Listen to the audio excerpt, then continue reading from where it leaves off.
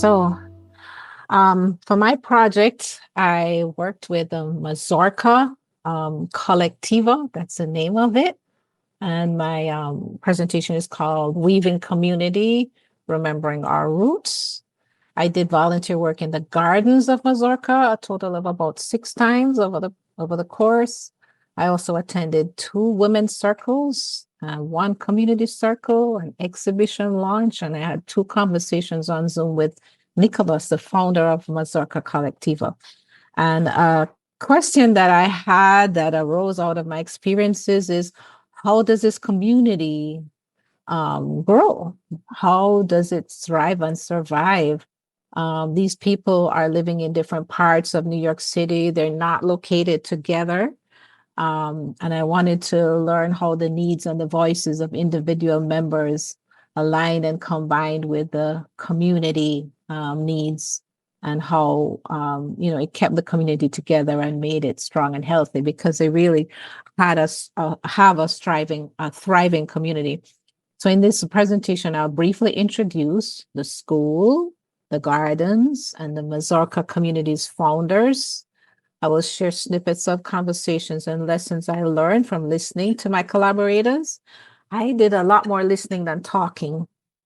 And you will hear about the principles that form the roots of this community, and you will recognize the parallels between these principles and the principles we've been learning about in the course, and how these elements of Mazorca, from my perspective as I see myself as a new member, how those elements coexist and blend together to make one coherent whole. And I hope you'll also see how some of my assumptions about elements of Mazorca were challenged and reshaped. So we'll come back to this beautiful ladybug in a second. This is the East Elmhurst Community School. And as I learned more about the school and the gardens and even the museum, the Queen's Museum, where Mazorca gathers, I began to stop seeing them as independent or isolated entities. Because I tend to see things that way. You have the school, they're collaborating with Nicholas and Mazorca and the gardens, but I began to see them more as one entity. And I think that's because they existed as one entity in the heart of my main collaborator, Nicholas. I asked him how he found this school, and he told me he was working at a different school and he was passing by and he was just drawn to this word, this community. He'd never heard about a community school. So he introduced himself to the school administrators, and there was a connection there, and they began to collaborate. The founder principal of the school, I met her. Her name is Rachel. And she actually started the school from the scratch as a part of her work at her doctorate at Columbia University. And the symbol of the lion here means a lot to me personally. And really, I feel like they're very principle-based. And when I went on the school website, the information I found there, they have a vision of a thriving community that welcomes students and families, and it is always growing and evolving to meet the needs and interests of the community. So this is actually a picture from above of the school. The school is on the right, and there's a strip of land opposite the Lions Garden, where I did my community work, my volunteer work, that Mazorca hopes to get a strip of land like this, so that they can have their own place to be, because they meet in the school or in the Queen's Museum. That's where we were most of the time. So one of my very first conversations in the garden with Nicholas was about the ladybug. He explained to me that she is a friend. She helps control pest populations, and she also contributes to pollination. And he said her presence is an indicator of a healthy, balanced environment.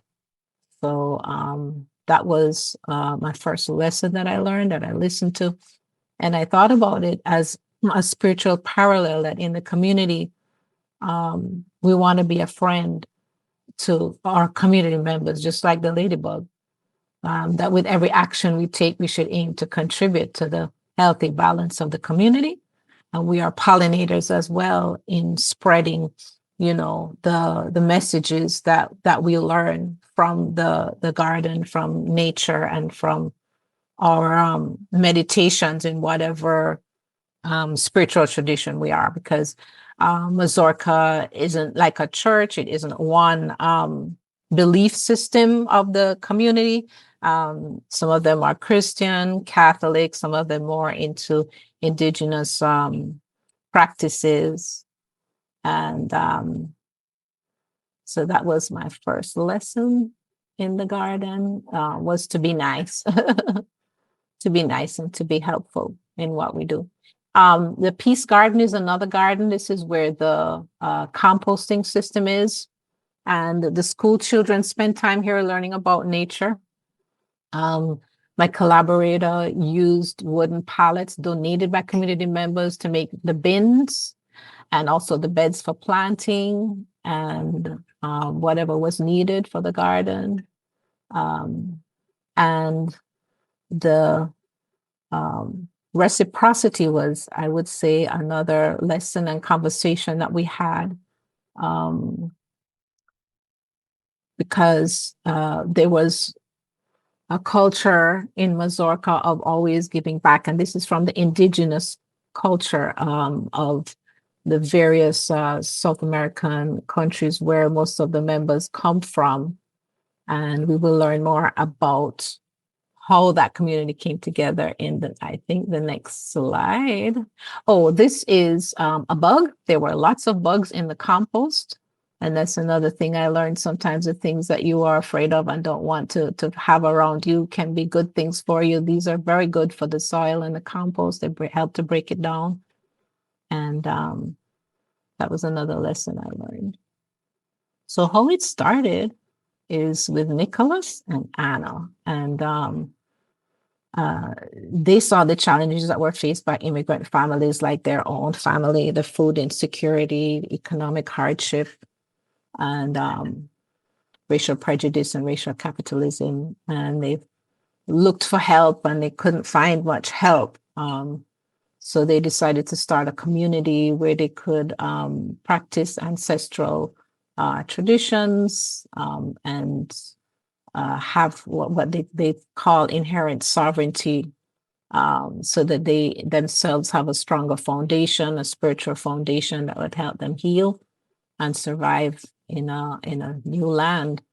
And so one of the main things on their website, you will see the words recovering ancestral memory. That's their sort of purpose and being, is to help others to recover that ancestral memory and be more close to living with the land in harmony. And this is Nicholas, Anna, and Luzmila. And they have your 2-minute notice. 2-minute notice. Okay.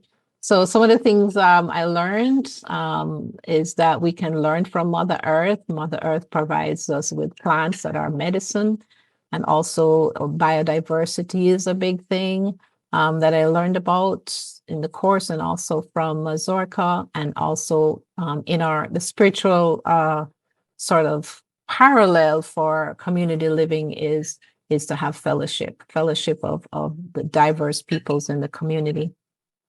And this is a quote from indigenous elder from Ecuador: "For life, there must be corn and Mother Earth, but Mother Earth must be healthy." I learned a lot about the agricultural practices of the indigenous people and how that helps to heal the soil and make it healthy.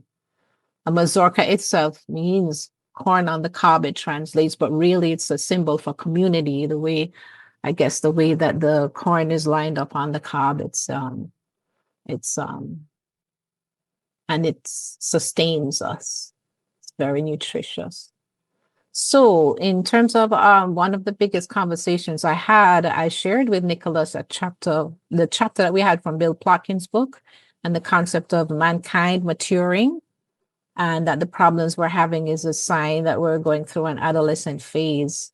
And his response to that is that he sees the role of Mazorca as a way to heal and to grow spiritually, and that this is a prerequisite to social action. He says expressing our human essence and experience is the way we start repairing and healing, and we don't aim for big changes. So they're not trying to get out there and protest and say, well, you're not treating us right. What they are doing is healing themselves. And one thing I want to say is not on the slide, but what he said really shook me to my core. He says he feels it's important to be able to feel these emotions, and that what they try to do is to encourage their community members to have these feelings, but to move quickly through those feelings and then seize the chance for action. So they're always doing things. They're always having these gatherings. They invite people, elders, to come from upstate New York and even from South America. I think this gentleman and other gentlemen who have come to talk to the group are sometimes actually they fly them in. And they have this big collaboration at Queen's Museum. I mentioned I went to the launch. And so we see Nicolas here and Jasmine, who I met, and other people. There's Anna and the baby. And so they have a big exhibition. And the last thing I want to say is I asked also about the youth and the future. I saw Nicolas post this on social media. It says the only memory of capitalism will be a geological layer of plastic. And I thought that was interesting. And so I asked, what's your version of the future? And he said, we're passing through a dark time, but we're confident in the promises of the spiritual level. And he said, where the children are concerned, he thinks it's important for them to be around the adults. There are a lot of kids in the community as well. And he feels that by being around the adults, they'll get used to being around the adults and not being by themselves, sort of being babysat. And that they will then feel more confident to come and sit with them when they get older and to actually talk with them. And they will welcome them into the community as teenagers and as adults. And they plan to have special gatherings for the children, the youth, as they get older. So I thought that was super interesting. And this is a slide I hoped I would have time for. I don't know if I have time for it. One of my questions again was, how does your individual growth fit in with the growth of the community? And what can a community do that an individual can't do? Because I feel like there's power in that community. And I feel like I have seen it as a binary thing, but it's not really binary. It's an and thing. The individual can dream, the individual can grow. And as Gloria Steinem said, without leaps of imagination or dreaming, we lose the excitement of possibilities. Dreaming, after all, is a form of planning. So I felt like sometimes there were big dreams that Nicolas had, but I was more concerned about how you're going to bring that dream into action, But he was just like more cool, like, he's doing what he's doing and it will happen in good time. And a community, on the other hand, has so much more capacity. Together, they can shelter others. If they're like the trees in the forest, they can provide for the life and sustain the life of others through that sense of community, which was so strong. So lastly, I'll just say thank you. This is a tobacco leaf. I learned how to harvest these things, and I learned that they use it not to smoke, but to make medicine. And some of the people that I thank here, their names are here, and we all sweated together, and it was good. So thank you.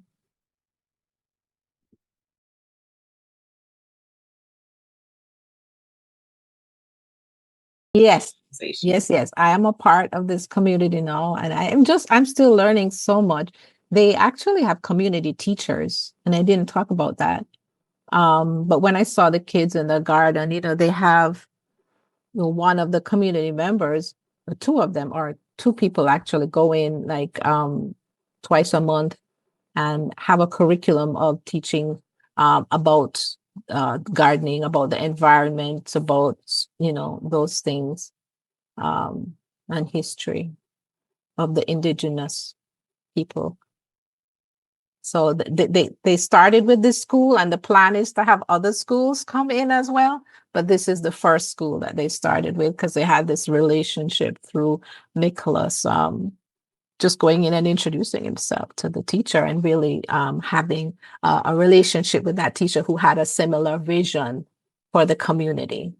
I think I have a question so much as a comment. I mean, it was so beautiful, and it just made me so happy to just see all of it. Just how organic it was in nature, how they recognize they're not doing big things, which is super important. We always want to make big changes, but as we all know from our work here, we're in danger of making big changes with the same framework. Right. So we need to slow down and take time to unpack our frameworks before we can go and do these big changes. But of course, unpacking the framework doesn't mean like, I'm going to go into my bedroom and unpack. I'll be back in a minute. Right? You unpack with others in action, right?